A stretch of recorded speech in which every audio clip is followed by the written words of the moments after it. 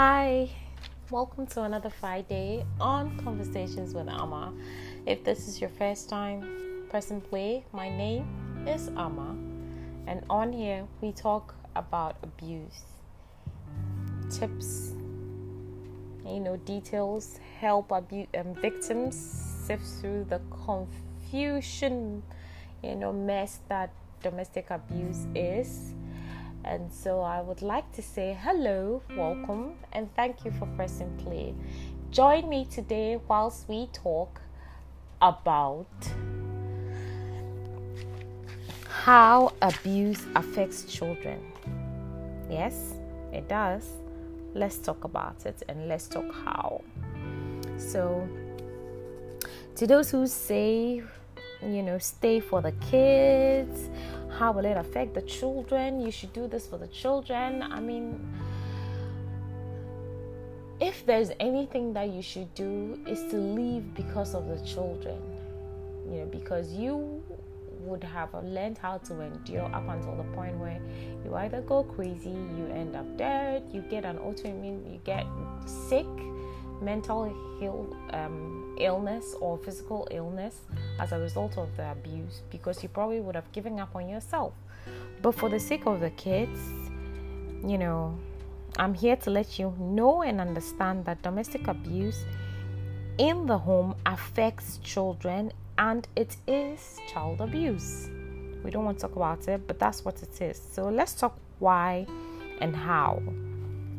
Children who witness abuse at home lose a part of themselves as a result of the violence. Mind you, violence isn't always physical. When we talk about domestic violence or abuse, we're quick to think is the battering aspect, while the physical abuse is easily spotted, and that seems to be the most talked about type of abuse, because until someone kills their spouse or they beat them blue and brown, they are bruised all over, we're not kind of enraged.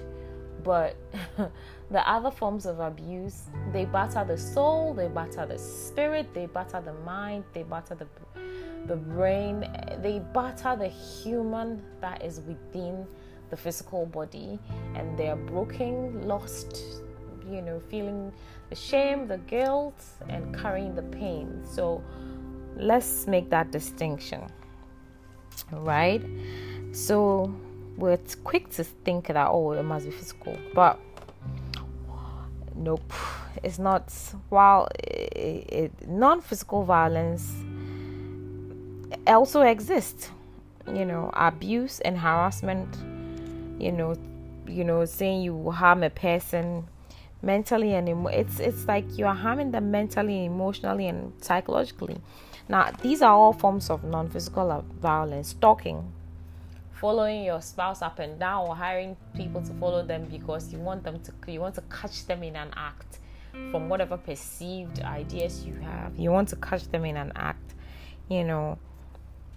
verbal, threats, harassments. I'll kill you, I will slap you, I'll flash your phone down the drain, I will lie about the fact that you've done something. Those are all violence. Harassment, preventing you from sleeping, talking at you, threatening to throw you out of the house, like constantly on your case. You do something, they complain. You put your leg on the car, they say you make the car dirty. Some even don't allow their own kids to eat in the car because the car must be kept in a certain way, when the car can be vacuumed and when experiences cannot be changed for anything. Coercion, they know that you're tired, they know that you've been cleaning, cooking, being on your feet the entire day. The minute you put your foot down after you've had a shower to rest, they're like, let's go visit someone. I can't go. Why don't you want to go? You want to stay on your phone and chat to unknown people. We should be a family. Meanwhile, you've been on your foot all day. Why can't you just take a break and relax? No, they have to take you somewhere. Or you're so tired, I can't have sex today. No, it is my duty and it is my right as a husband to have sex with you, and so they threaten you, and all those things are coercion. Disturbing your peace, man, disturbing your peace. They poke you to wake up so they can go on a rant, looking through your phone, technological abuse, accusations. This is one of the heaviest things because, falsely accusing someone of adultery or cheating is in itself abuse, So all these things are going on, then the accusations are unfounded because they see you talk to someone. And the whole thing is this. My whole mind is, love has become so consumed by romantic love that we don't normalize loving our friends. We don't normalize caring about our friends. Like, do you not care about your friends? Do you not care about the people that you want to hang out with? It's crazy because I actually do love my friends, both male and female. And I could tell my female friend, I love you. But the minute you tell a male friend that, and they even knowing and understand that it is not a romantic kind of affection, all hell breaks loose for a lot of people. And even when they haven't seen that, they go on and on and on.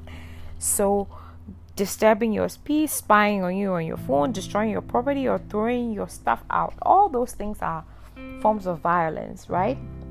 Now, the short-term effects of these things on the children is that they can hear, see, and feel the tension, and it affects them, especially if the victim is in such a state that she cannot fill the gap of parenting, of parenting the children. And so giving them the much needed love and attention, it becomes a problem. Your children may begin to do things associated with, especially for toddlers, like bedwetting, thumb sucking, increased crying and whining because they feel the tension within the home,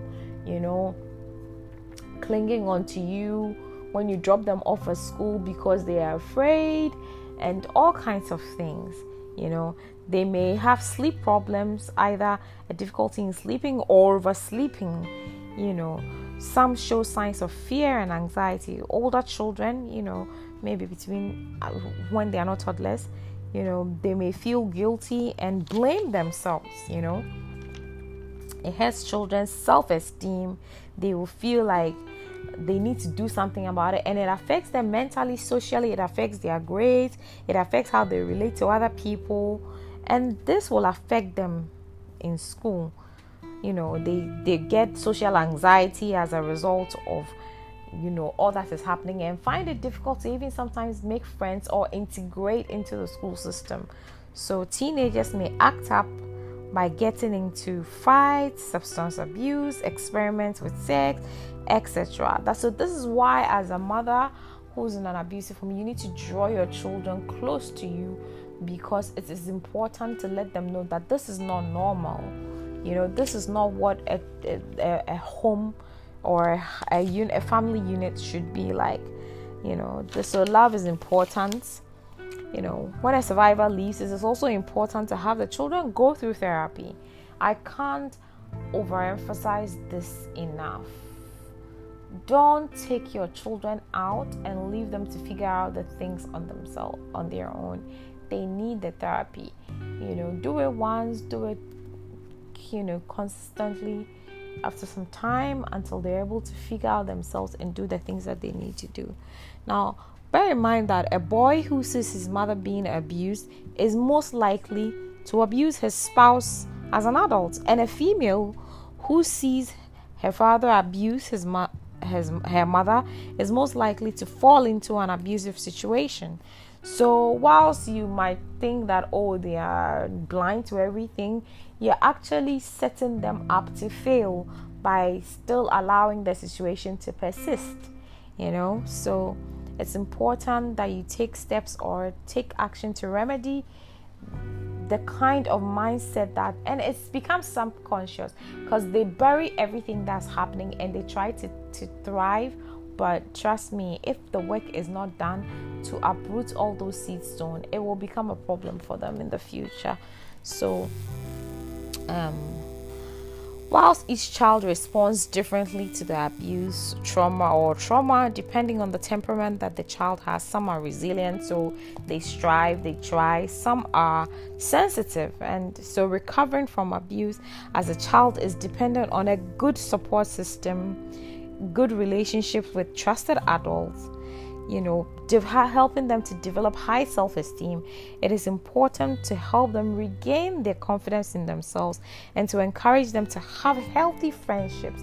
Friendships from people who are bullies, who are manipulative, who suck them dry. You should try as much as possible to be in the lives of your friends, your children, in such a way that you can spot toxicity and just take them away from that situation.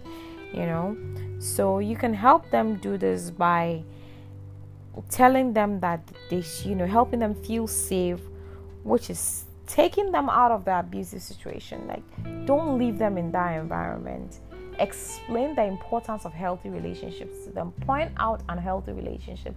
Let them understand that this is not right, this is not wrong, and this is wrong. This is not how love is. This is not what it ought to be. And try and model it for them. Allow them to talk about their fears. Talk to them about boundaries, Let them understand that even in their friendships, they have to have boundaries. There are certain things that are disrespectful as a friend that you don't do, and all of those things. Help them to find a reliable support system by you yourself as a survivor, finding a reliable support system. And that's where support from family and friends come in. When someone is trying to survive after they leave an abusive relationship, it's important to offer as much support to them. If you are, of course, the survivor will try to keep healthy adults around them. So, take time to be interested in the children, have conversations with them, take time to, offer to take them off the hands of the survivor for a few hours so they can experience other situations, and experience or model households that show love and attention and care for each other. It's very important. Seek professional help. Seek professional help. I keep on saying therapy. Look, that's just what it is. You need that therapy more than you think you do. You need it. You can't just leave and sit. You need to get it out of your system. It's important. And lastly, pray. And I said pray again. Do all the work. Pray before you do all the work. Pray and keep praying. Children will thrive in a loving, safe, stable, or grounded environment, whether it's a one-parent or a two-parent home. It's the environment that is loving, safe, stable, and grounded. If it's anything other than this, and it's in a one-parent household or a two-parent household, trust me, there will be upheavals. So the myth that when children don't see abuse, it doesn't affect them is what it is, a myth. Basically, they feel the tension, they hear the abuse, they hear the raised voices, they feel the tension and the fear, they hear the implied threats, and they cower because they are wondering what is going on. Leaving is for you and your kids. If for any reason you can't leave, think about your children. And please put a safety plan in place. Start saving. Start, putting an exit plan. Start finding a support system that will hold you down. And then plan towards taking you and your children out of that environment. And then don't divulge your plans to especially younger ones, because they have the tendency to just say anything, and kind of expose you. So listen to your children. Observe how the trauma affects them. Let them know it is not their fault. Neither is it their job or duty to fix what's happening in the house. And it's okay for them to have mixed feelings about what's going on. Sometimes love you, sometimes love their parent, their dad, sometimes feel like tired, or because they're also processing the emotions that are happening. So it's important to have these conversations, understand where they are going, understand where they are coming, so that you can be kind to each other. They know more than you think they do, so please talk to them instead of allowing them to use their imagination to fill in the blanks. And I just want to say that abuse does affect children. And once you are an abuser, bear in mind that you are not only abusing your spouse, you are abusing your children in turn, because the abuse affects the mother so much so she cannot be the best version of herself to the children that you've brought into the world. You are also exposing your children to fear and tension, and probably turn them into abusers themselves, or the females into victims of abuse. So what you do affects generations yet unborn.